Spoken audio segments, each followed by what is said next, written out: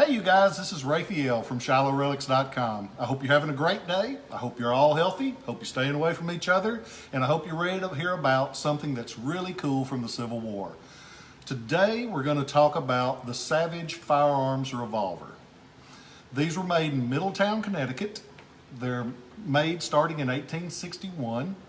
They made about 20,000 of them, with 11,984 of them being bought by the U.S. government. They're a 36 caliber gun, which is a good sized bullet. They fire listed as a double action, but actually it's a self-cocking revolver. And before we show the action, I want to remind you guys, always treat guns with respect. They're not toys. They are dangerous weapons, even the collectible ones. So we always treat them with respect. We always handle them as though they were loaded, because you don't ever take a chance, and you need to teach the children that are going to be around guns, gun safety. Now, they are actually a self-cocking revolver, and what that means is, if you see, there's two triggers. One round trigger that cocks the hammer back, and then you're ready to go because it rotates the cylinder with that action. When you pull the top one, it releases. So it's a self-cocking revolver. It has a wild figure 8 looking design to the trigger guard. The only markings that are visible on them, up on top, you'll have the 1856, 59, and 60 patent dates, as well as the production location of Middleton, Connecticut, and the Savage marking.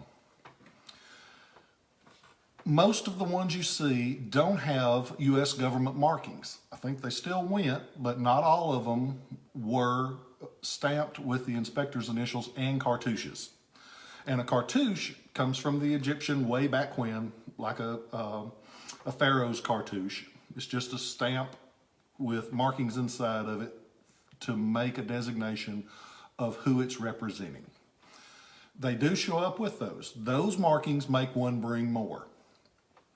The Navy actually purchased only 800 of these, and they have specific markings. Sometimes they'll show up with an anchor on the back of the barrel. Sometimes they'll show up with initials on the cylinder, sometimes on the frame, and those bring a good bit more. They usually bring about 25 to 50% more for the same condition gun.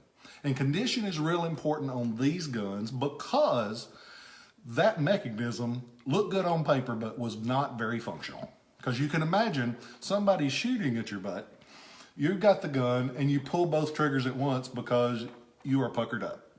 That pucker up will break that mechanism when you pull it with both fingers. So with one of these guns, you want to see that all the parts are original, they haven't been replaced.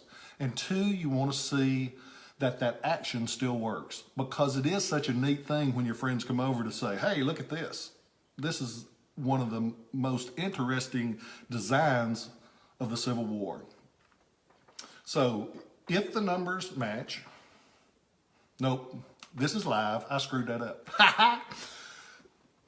If the action works, if it has a pretty look, it hasn't been messed with. And this one is just a nice, what we like to refer to as a chocolate brown gun. And it doesn't have any of the original finish left, but it's a nice complete gun with functioning mechanism. This one is for sale as of today on Relics.com for $1,950. It's a lot cooler than most of the guns that you see in that price range. And we've got, I guess right now I've got about 100 different Civil War handguns for sale on the site.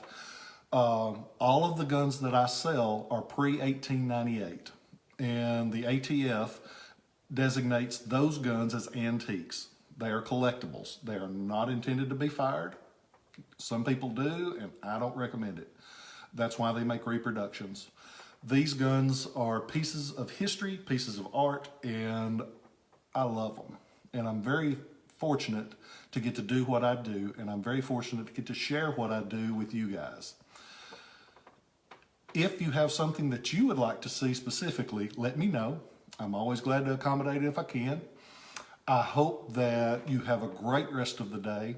I hope that when you have that opportunity, you choose to be kind to one another. And I hope that you tune in later. I hope you guys have a great day, and I love you.